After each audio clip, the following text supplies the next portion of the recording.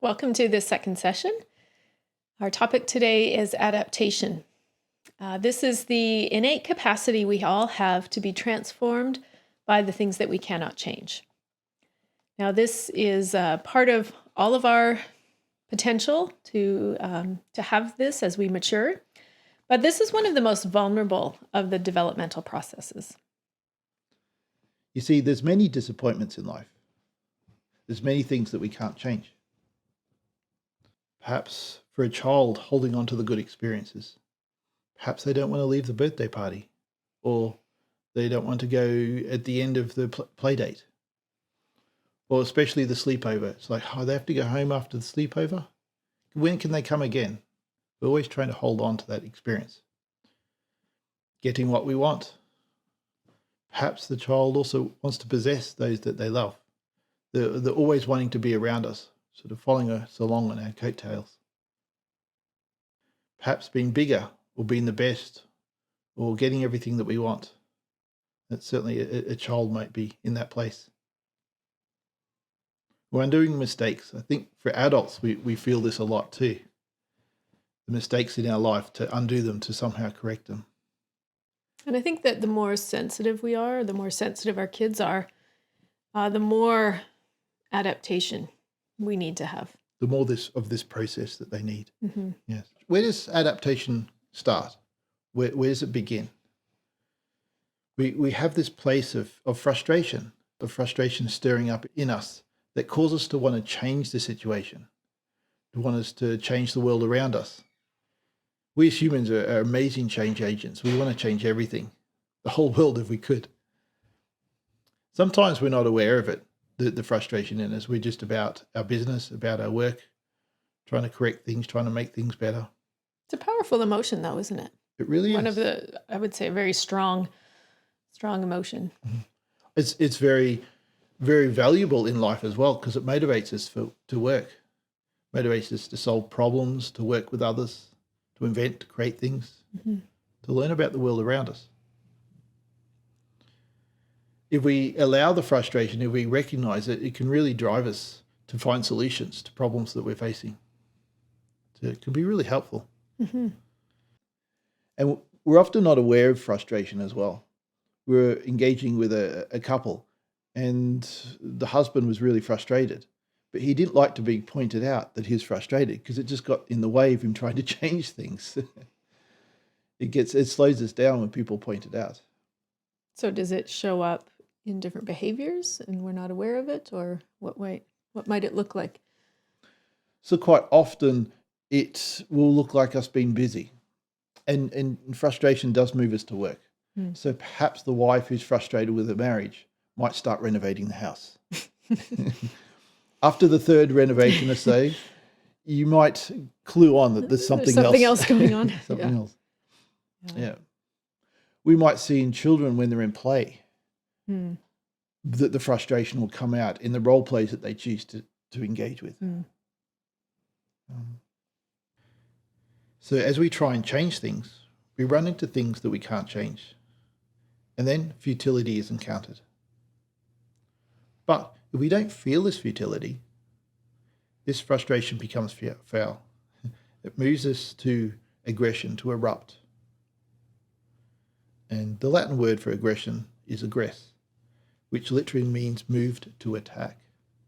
It does not mean our aggression has to have an impact. It's simply that the movement towards attack and our impulses or our emotions are seeking some sort of release. So we've defined aggression here as any movement of attacking energy that comes if the futility is not felt.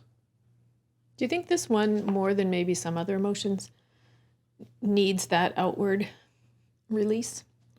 Like we talked in the first session about emotions are an outward movement. Yeah. But it seems like, or at least especially with the image of a volcano, like it really needs that expression. Yeah. I think the expressions that we see from frustration especially is quite upsetting or disturbing. It's against social norms. Definitely. Mm-hmm. It's against the behavior that we're hoping for. So things like hitting and striking, biting, throwing fits, tantrums. Not very socially acceptable behaviors. No. And we can tolerate a little bit of it, but you'll get lots of looks if your child has a meltdown in the shopping centre. There'll be lots of comments and there'll be lots of expectations that maybe you should be a better parent to get this under control. But I think there are ways we sort of, maybe as we grow older, we find ways to have it less aggressive, like some of the examples of put downs. Yes. If you think of that as aggression, that's a common thing we see, or even, as you've mentioned, vicarious attacks that we see in social media a lot. I think we do transform it into socially acceptable ways of aggression, like contempt, where we stick our nose up at others. Look down at others. Look down at others, yeah. So that is an expression. We use our language of swearing is a form of aggression as well. Well, it comes from frustration. That makes sense. Yeah. And what often happens also is as we grow a little older, it can turn inwards. So to this self-attack, this inward turning. I think children can even do this as well, or maybe like teenagers, we could see more of this. So perhaps they might say, I hate myself, or I'm stupid. I wish I was never born. Could be in the form of cutting or a preoccupation with the idea of killing oneself. So that's interesting, because I think often we look at those behaviors as more a form of depression than frustration. We do. Or even aggression, right? We think, oh, that individual is struggling with Anger problems, maybe? Maybe anger, but I think often we look at it as depression, that they're in a very dark place. And in some ways it is a dark place because the aggression is turned inwards. Right. But it's moving them. Yeah. Yeah. We wouldn't probably recognize it as frustration very often. Perhaps another way to understand this better is when we think of body movements. Yeah, I like to think of this as when our children are young, as they're growing into toddler years, we teach them potty training. We teach them how to use the toilet. That's a natural part of how we want to see our kids mature, right? The day we're diaper free, hallelujah, our kids have matured. But we never tell them, don't go to the bathroom. Don't poop. That's not something we tell our kids, but we tell them, don't get angry, don't hit. We want to push down aggression, but if we can see that it's a movement of the body, just like our body needs to release, the excess, excrete the food that we can't digest and process. If we could see this process in the same way that we see our physical bodies, I think we'd really help our kids work through this adaptation process. So what do we want to do with all of these things? Obviously, they can't keep hitting and striking and biting. So what we want to do is we want to facilitate safer options. We want to find a safe way for this energy to come out. Even when it's come out inwards, we want to find a way for them to process it. Perhaps we'll see them do this in play, in creative play. Frustration coming out in the way they interact with their world and with others. Or even artwork or writing. There can be lots of creative ways that it might feel a little shocking sometimes. The pictures might be very dark. Yeah. But it can be an expression that really is acceptable in that way. So sometimes the ways that we respond to aggression is not very helpful. So one of those ways might be to ask why. We're looking for a reason for the aggression, to try and get them to see what the cause is. We might ask them, why did you hit your sister? They don't really know. Have no idea. And they'll make up some random reason for why they did it, just because we're pressuring them, we're pushing them. But if we start again and assume instead of anger or there's a reason why, we assume it's frustration. Obviously, we can see the eruption in attack. We can see the frustration. It's quite obvious to us. But we don't know if it's a migraine headache, or an upset stomach, or maybe grandma didn't turn up when she said she was going to turn up this week. She couldn't make it. But we don't really know what it is. And in most likelihood, they don't know either why they're frustrated. They're just feeling it and responding. They're true to themselves. So if we come alongside and make a connecting gesture, we might say, "Oh, honey, something's not working for you today." At this point, we've changed everything. We've facilitated the safe eruption, our frustration. Maybe there's something we can change, but maybe the tears just need to come. But now we're heading in the right direction.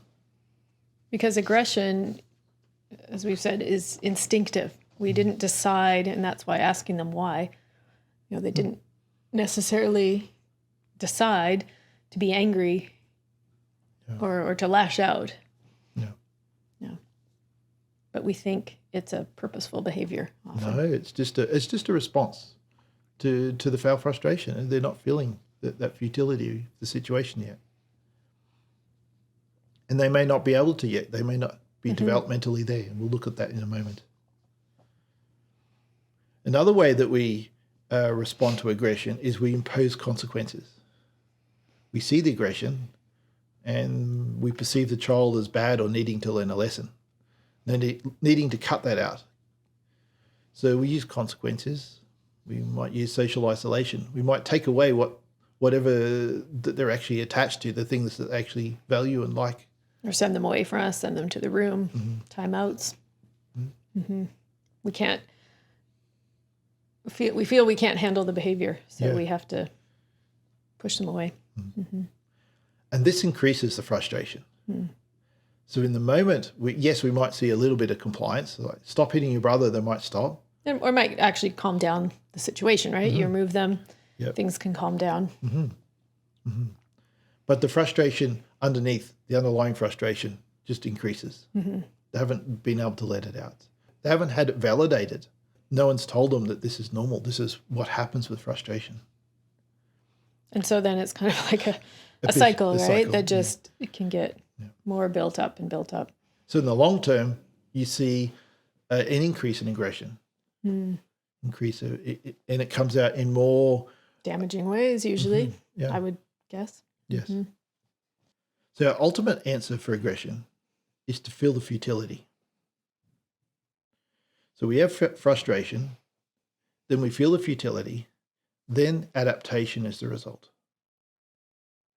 So what is futility? Let's define it.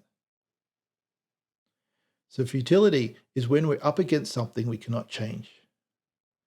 And a child must feel the pointlessness of trying any further.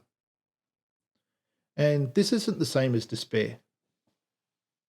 Despair or depression, that's totally different. So despair or depression means a loss of all hope, a loss of all our feelings. We're feeling numb inside. And this is not what we mean by futility. Futility is like a light bulb turning on, that we're going in the wrong direction. There is a release that comes from it. Now, even though adaptation is deeply emotional, the full ability to comprehend pointlessness requires some cognitive development, some ability to think and understand consequences. So a little child doesn't have this yet. If you say to a child, "Oh, there's no more juice," they don't comprehend that. 2-year-old's not going to understand. No, they think there still is juice, that there must be, that you provide for it. They don't know where it comes from. They don't know it can run out. So they may have some tears, and that's helping them move there, but they haven't quite felt futility. So they feel the frustration. Yes. But not the futility. They don't feel the futility. But allowing them to move helps to prime the process, helps to prime this system that will eventually take over and complete its process. So in a sense, say in that example of, okay, there's no more juice, welcome the tears, and then we can redirect them, move on to the next thing. We don't have to logically convince them. No. Because that's not It's not what's possible. needed. Yeah. And it's not possible. No. Yeah. And they may need to have some aggression. They may need to let that pent up steam inside of them, in essence, come out somewhere.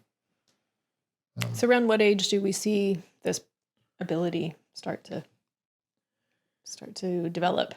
Around 5 to 7, the child starts to understand consequences. They start to have a cognitive ability to see results. Now, in traditional societies, they never used to put children in demanding social situations, not until they're developmentally ready. So what would you mean by a demanding social setting? Like, So a setting where we're not there supporting the child, we're not in their presence to guide them if we see the aggression starting to rise, because you can see frustration starting to build up in most cases. Sometimes it erupts very quickly. But Yes. especially if it's if you know your own child. Like I remember our son, when he was young, he was a biter. And you could start to see his level start to rise, and, you could intervene, hopefully, before his aggression came out. Yeah. But I remember when he was probably 4, maybe 5, he got invited to the neighbor's birthday party. And I went with him, even though that, socially was a little weird. But I wasn't sure that with a bunch of kids in a crazy environment that he would handle his frustration well. And he did okay, but yeah, kind of like you don't send your 2-year-old on their own to a birthday party. No. They need our guidance, our intervention to help them regulate their frustration. Yeah. We didn't know these ages at that point, but We just knew our children. we knew our children, we knew it, and our intuition was right. Yeah. Even though socially the other mums just dropped the kids off and ran away, left and did things. But what about like daycare settings? I guess there's enough, we're not saying never send your kid to daycare but it's knowing what children are capable of. So, we trust that in a daycare they're not letting 22-year-olds just run their own show. Yeah. They've got adult connection and intervention. We trust that the daycare providers are equipped and informed about the developmental stages, the capacity for encountering futility and adaptation. And I would say probably children who maybe have some different challenges, it might take longer. As we said, kind of maybe more sensitive children, or maybe kids who are on the autism spectrum, it might, they might need a little more time to deal with things that are changing around them. So we'll see these child in grade 3 or 4 with ADHD is still aggressive. And so there might be punishment. So yes, even teachers can benefit from understanding this adaptation process more, and for watching out for the frustration. And like a lot of our emotions, it takes practice.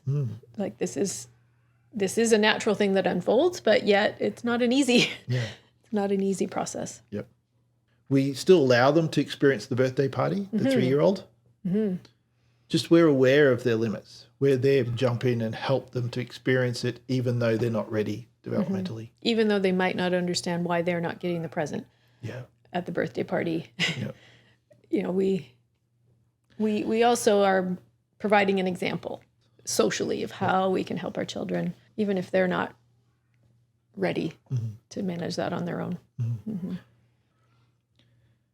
Now, futility is a primal emotion, and like all other primal emotions, it has a body language associated with it. The amygdala, which resides in our limbic system, the emotional system, sends signals to the lacrimal glands, and the eyes water. So we have tears. That's now a symbol. It's part of the process, the tears, and it's also our outward symbol that we as parents can see that this process is taking place. Is it always an outward, especially in younger children, the tears are visible. As we get older, we still can feel this without necessarily having tears. That's correct. Yeah. And of course, for the big losses, the big disappointments in life, even for us adults, we have tears when we're grieving. We feel better when those tears can flow. Yes. As it turns out, not all these tears are the same that we have. Oh, for sure. Yeah. If you cut onions, our eyes are irritated. Sometimes we cry when we're upset or in pain. Sometimes we cry when we just enjoy. But these tears of futility that we're talking about here, when we face something we cannot change, are different. Yeah, scientists have actually studied these tears, and they have a different chemical composition than other tears that we can express. And they are actually full of toxins. So when we cry, it's like a cleansing process to get rid of some of the chemicals that were moving us to aggression. And I just think that's fascinating how our bodies, it's like it's why we feel better. Yeah. When we cry.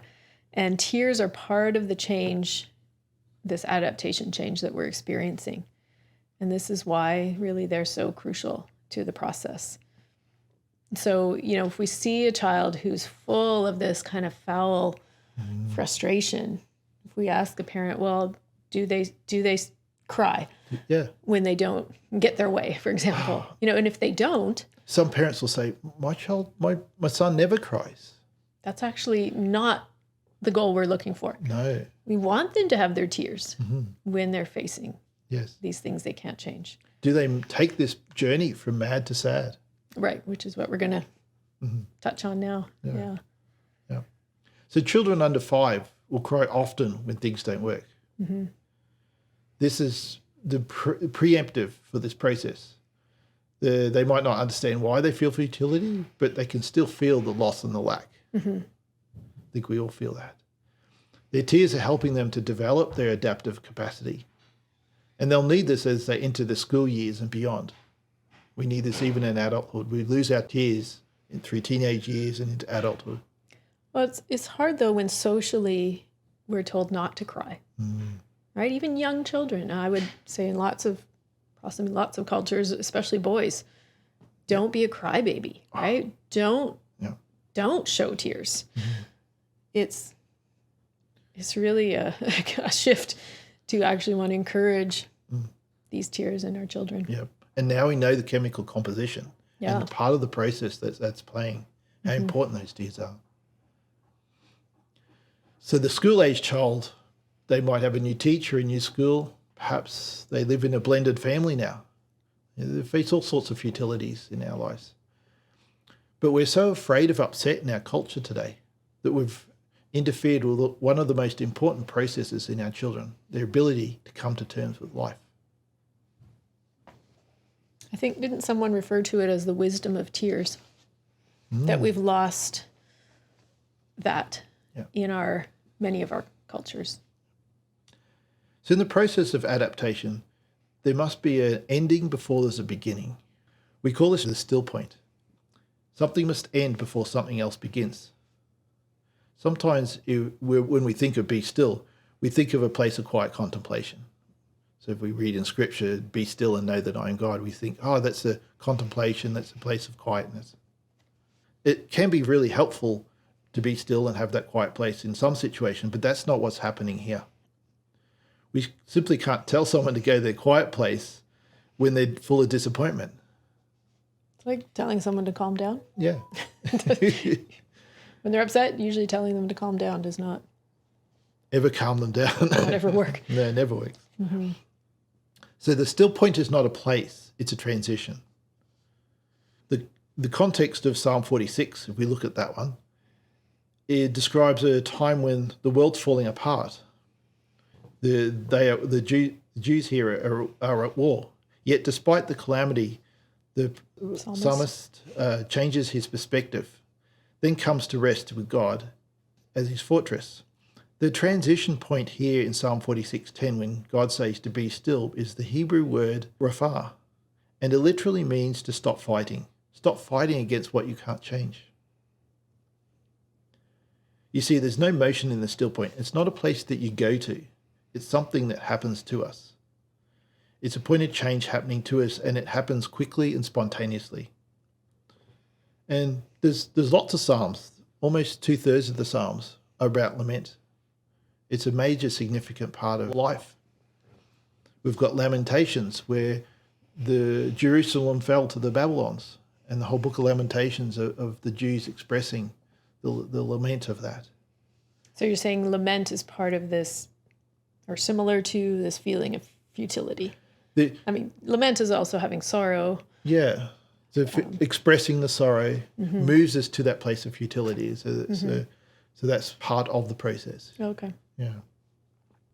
So sometimes these feelings of futility can get stuck, perhaps as early as a few days old, because what we need is a safe place to cry.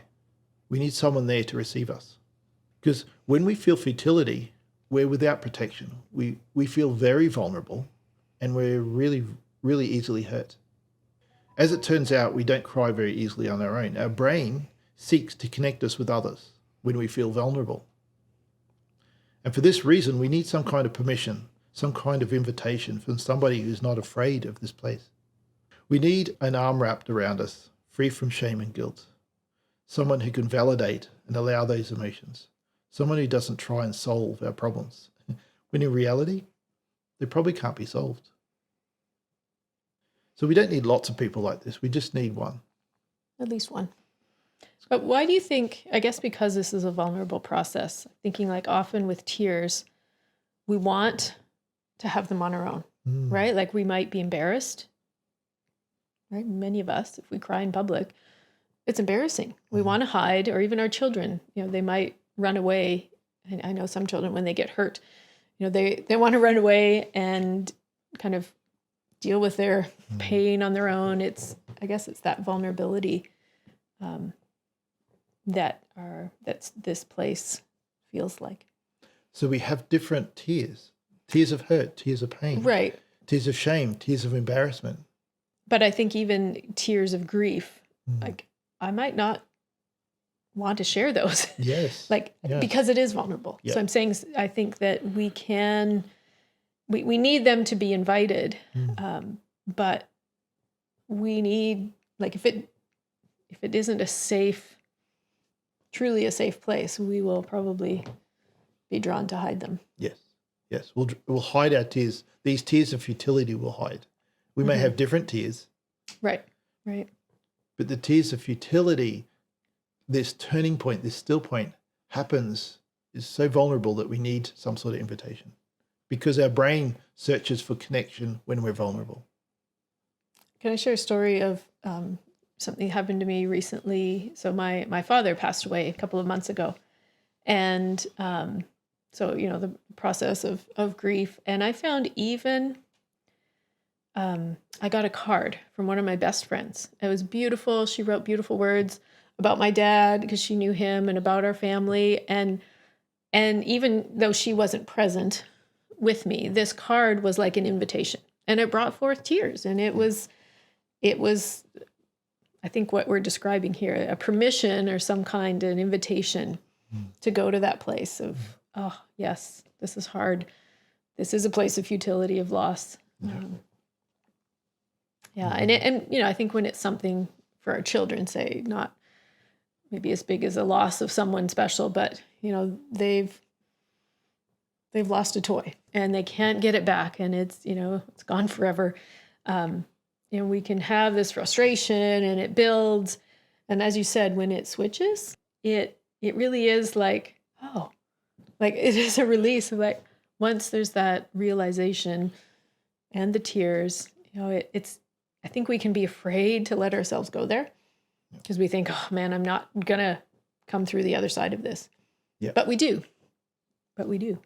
Our brain learns that we can make it through this process. Yeah, I can survive this. Wow. Our brains, they wire that connection. Yeah. And a child chooses those caregivers who are their safe place.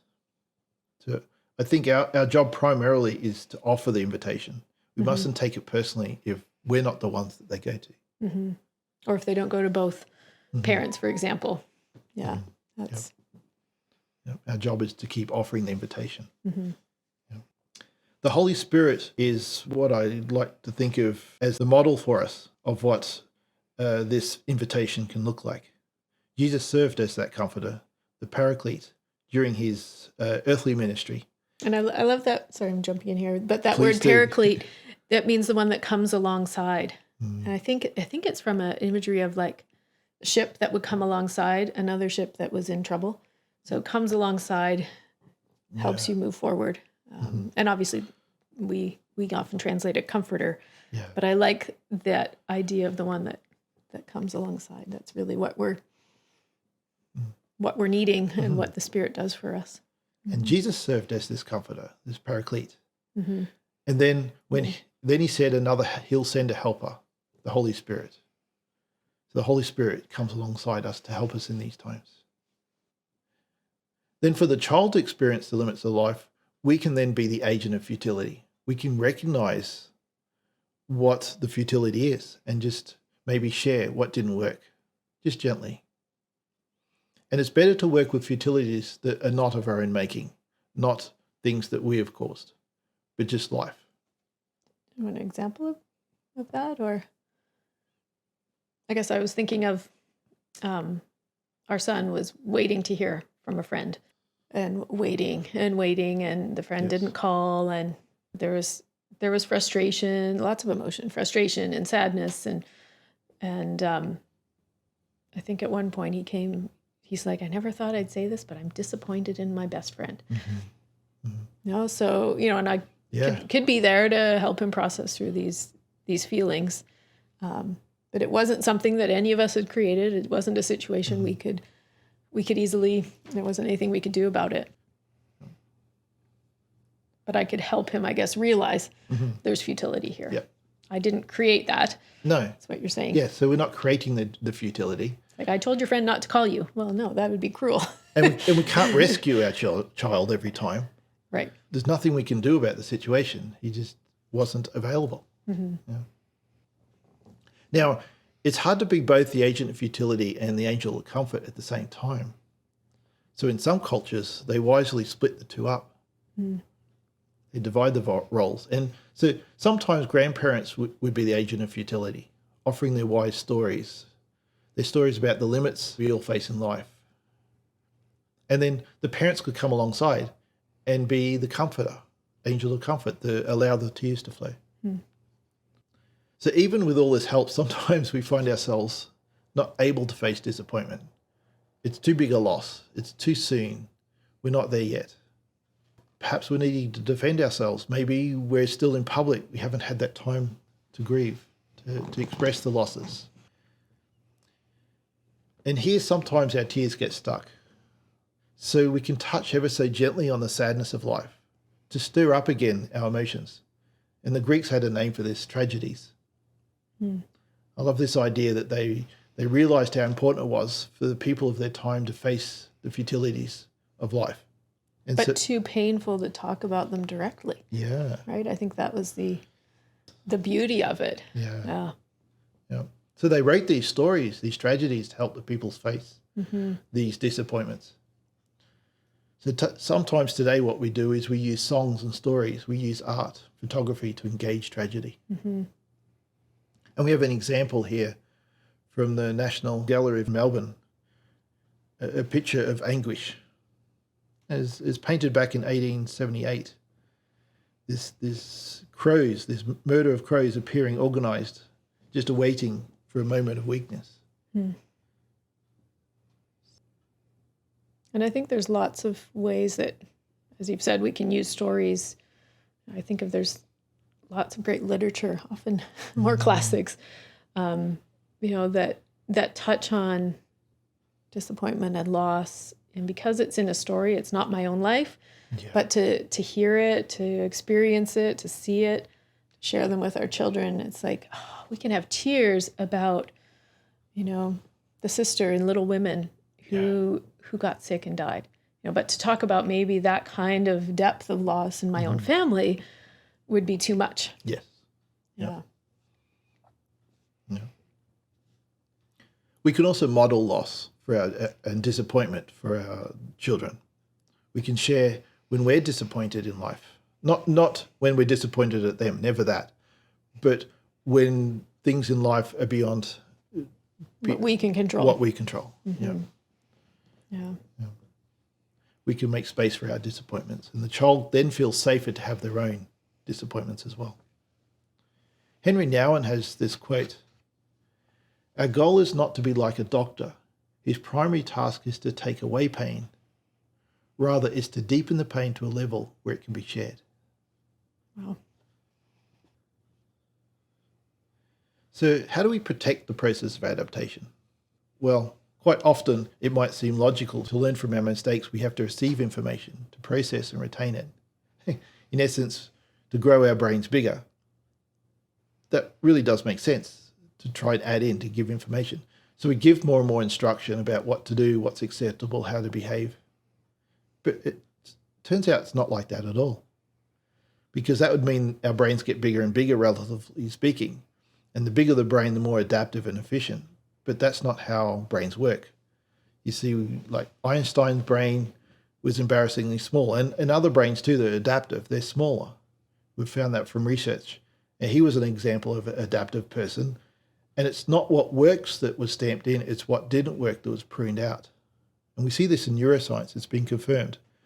They can trace all the pathways, and the more adaptive person has less pathways, or they're being pruned out.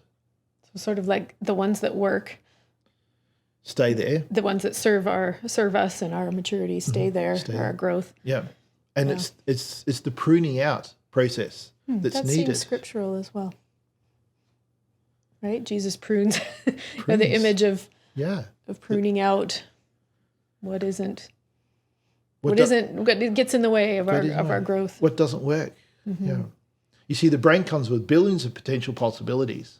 And where one path of communication does not work, it's cut out. And the meaning of adaptation in a biological sense, where we get this word adaptation from, is changed by cutting out at the cellular level what does not work. So in the brain, there's these neurotransmitters, the neurons. So we're cutting out the neurons, we're cutting out the pathways. Why were they there in the first place? Because as the brain grows, it has billions of possibilities. Right. Mm-hmm. And the human is born very young comparatively to other right, in terms of mammals.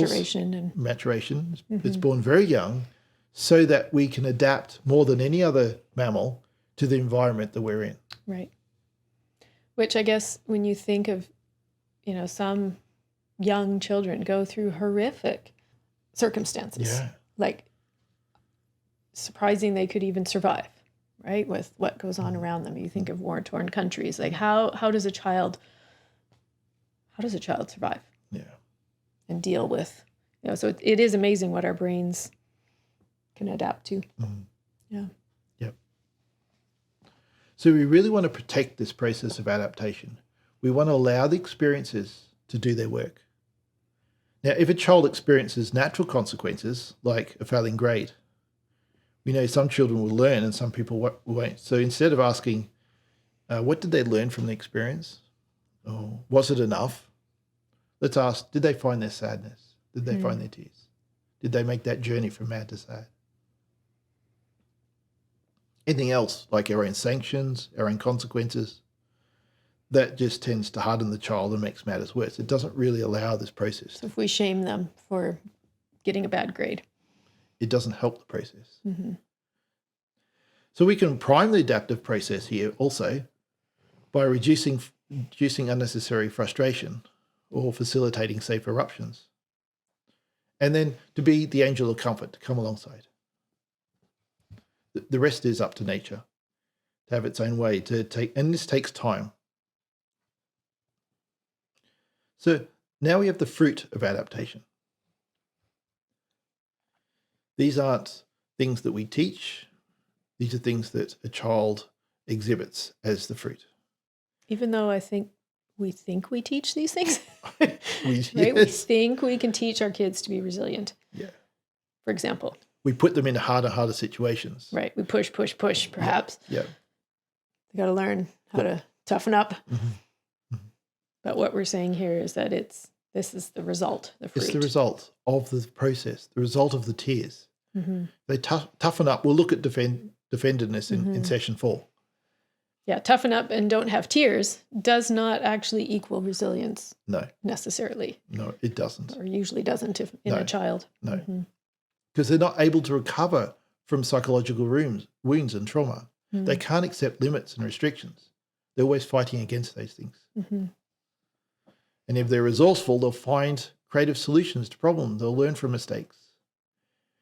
And they'll move beyond disabilities and handicaps. Mm. There's so many, I'm just thinking, like, so many powerful examples of people who are these things, resourceful and resilient, people who have overcome handicaps and disabilities, have that kind of growth mindset that has taken them beyond, what the world brought to them, their situation. Yeah. It's not until we go through ourselves this process of adaptation that we can be compassionate for others, to understand and be gracious for others as well. Well, thank you for joining in this session, and we look forward to connecting with you in session 3. See you in the next one. Thank you.